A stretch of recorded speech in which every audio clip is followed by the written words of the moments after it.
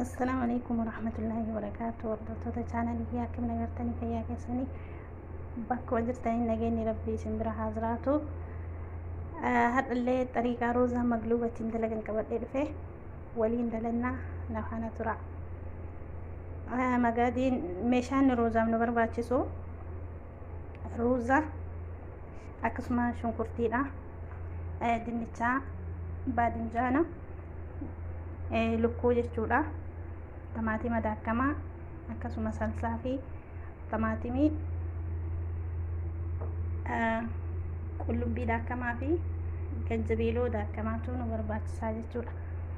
Boleetti warroonni har'a dhuftan subscribe godhaa. Warri dura jirtan ammoo like godhaatii wal biraa dhaabbannu jabeessaa isiniin jedha. Waliin dalannaa nafaana turaa.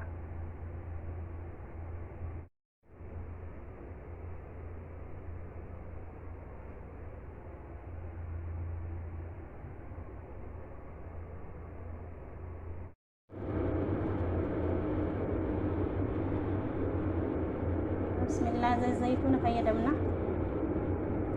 زيتي كان اليوم فيدمتنا وما ركون كبو أكو ما يسمى برباد زيتي برباد فيدمو لندتني شنكرتينا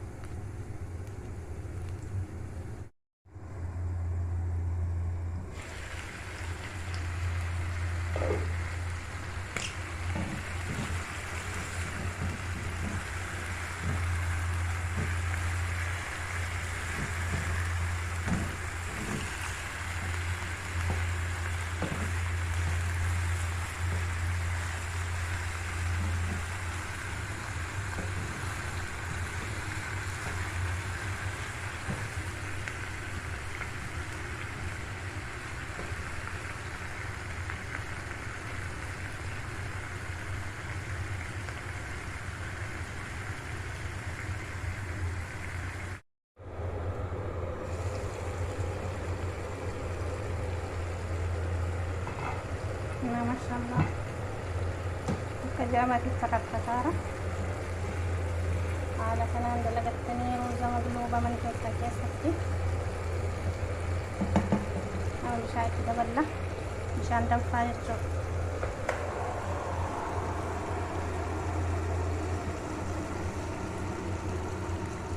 akka dijaanyi bilchaatuuf bishaatti dabaltu haala kun bilchaattu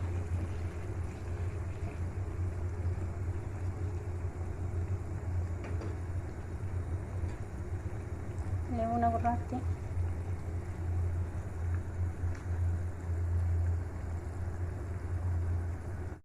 walit deebine obboleeyyan tiyyaa awwala osoo addaan babaasin isin mul'isee amma addaan baasee jira ciccireen jira jechuudha. Kun akkanatti qaqal'istanii addaan baaftanii sharaa itti adda baaftanii jechuudha. Baadinjaanaa fi dinnichaa duratti akkuma inni jirutti isinitti argisiise amma immoo addaan babaastanii eegisanii gara zayitiitti xabbastanii waliin xabbasna nafaana tura.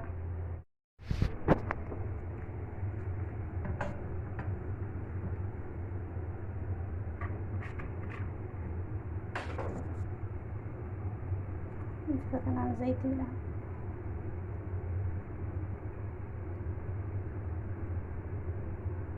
Dursitanii dinnichaa xabbastan zayitiidhaan jechuudha.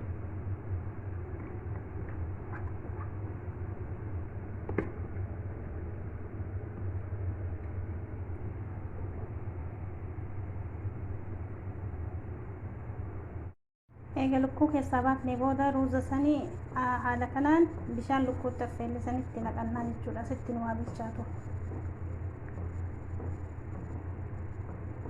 Kun amma ruuza jechuudha. Ruuza sitti naqe.